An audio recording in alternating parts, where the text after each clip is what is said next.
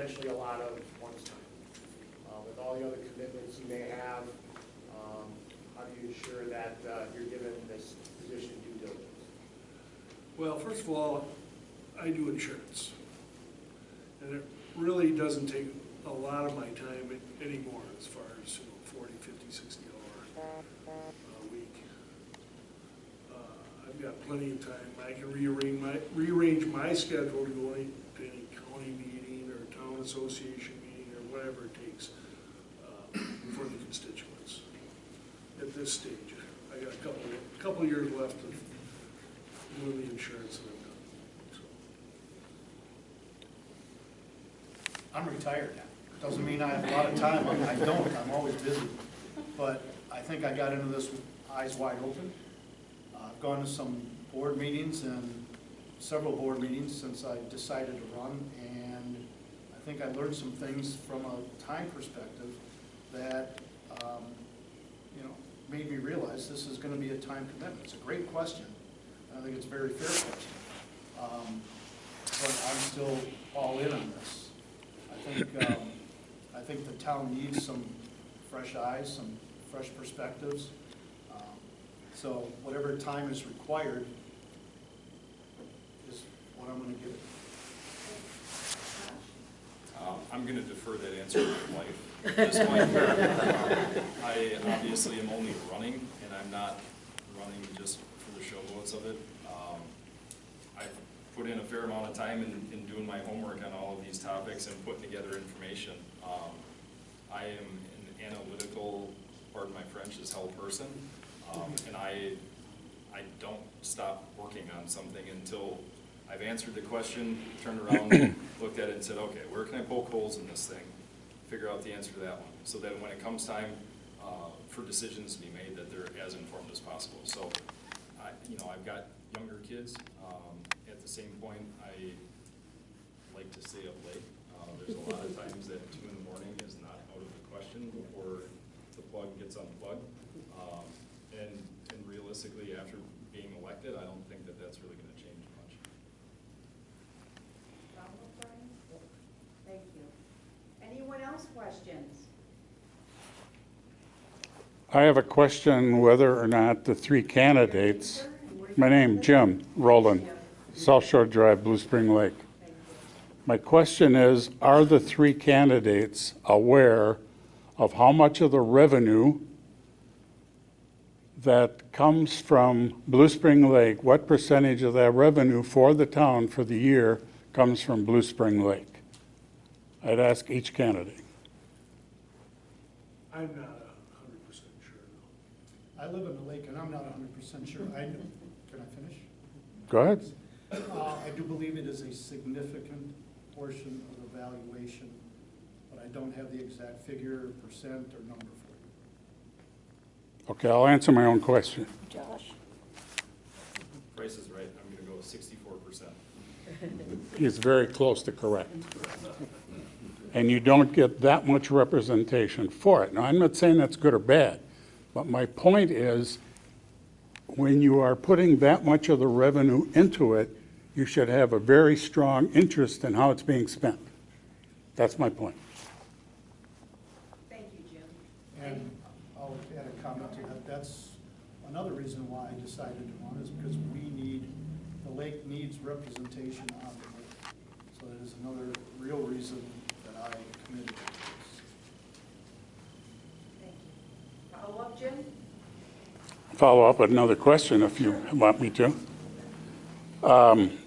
Blue Spring Lake Management District is not a three-man board for good reason, because people can get together legally, not illegally, to discuss topics and issues that may need to be brought up at a future meeting and a decision reached. That's why I like your answers about the three-man board going away and getting a five-man board. Thank you. Any other questions? Going once. Well, I think that will wrap up the evening then, and I'm pretty sure, go ahead, Rob.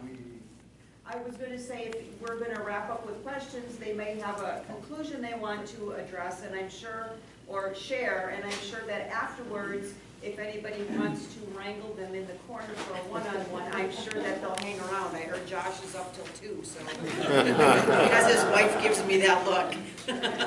So, we'll start with Frank, if you have anything in conclusion you'd like to share. Again, I think we're limited in that to 5 minutes, and then we'll go right down the table. So, go ahead, sir. Well, thanks again, folks, for coming, and I just want you to know that I'll represent all of you to the best of my ability and try to do the right thing and be very open-minded. Having said that, these two guys sitting next to me here could be absolute huge assets to this board. With what Rob's done in the past, the knowledge Josh has down there, I can't say enough about it. Thank you. Thank you. Well, one, thanks everybody for coming out. The attendance was great. We were here, I don't know, 6:15, and there were only a couple people here. Was a little worried we wouldn't get participation we were hoping for, because we want to talk to you. We want to know what you have to say. We want to be able to give you feedback. Just a couple of things for me to add that where questions didn't come up. Like I said in the introduction, I was born and raised here, and I left for a long time before I moved back a few years ago. I was amazed at the relationship between the town and the village, and I didn't like what I was seeing. One of the things I really want to do is work on repairing that relationship, getting us to work together again, and hopefully we could do that and repair that. I also want to emphasize that I want to have, and in talking with these two gentlemen, I know they do as well, I want to have regular communication meetings with all of you and all of our residents, whether it's at a certain point on the agenda in our monthly meetings, whether it's a separate meeting, whatever we're able to do. I don't understand all the laws and rules yet, but we want to have regular communication where we actually give you feedback to what your issues are and questions. And I think, to a question you may have asked right off the bat concerning budgets, I think we need to have regular audits, regular reviews, to make sure we understand the budgets versus some of the meetings we go to and we don't get answers. And I think that's part of our responsibility to you, is to, if we get asked a question on the budget, wherever possible, to have an answer for it. So that's key to me as well. And I would just probably end up with a little campaign comment here, is that I have been in leadership positions in my career. I also come from a family that served this community well over the years. Both my brother and my grandfather were past village presidents. So very much look forward to serving you, and thank you for coming out. And I hope I can earn your vote. Appreciate everybody attending. Again, as I said to begin with, it was nice to see everybody here, as well as to get questions that kind of dotted all over the place as far as where the future of the town's going to be. I'll keep it short and sweet. I hope to bring the skills that I have to the table, and contribute in a meaningful way to the community, its residents, and to the board. I hope you vote April 4th regardless. There's a lot of people that do a lot of things to let us vote. And hopefully I can earn your vote and serve this board and this community in the future. Thank you. Again, Mr. Frank Souter, Mr. Rob Martins, and Mr. Josh Gajewski. Kind of close. I'm sorry. We thank you all again for volunteering your time and for your concern and commitment to the town. And we thank all of you constituents for coming tonight. Again, I'm sure afterwards they might hang around if you have individual questions. Please make sure to vote. Please make sure to let your neighbors know. And if you go online, there is a couple of platforms in the area that are having discussions, both on Facebook and on Nextdoor. So please share that information and take your neighbor and go out and vote. And thank you guys. Thank you.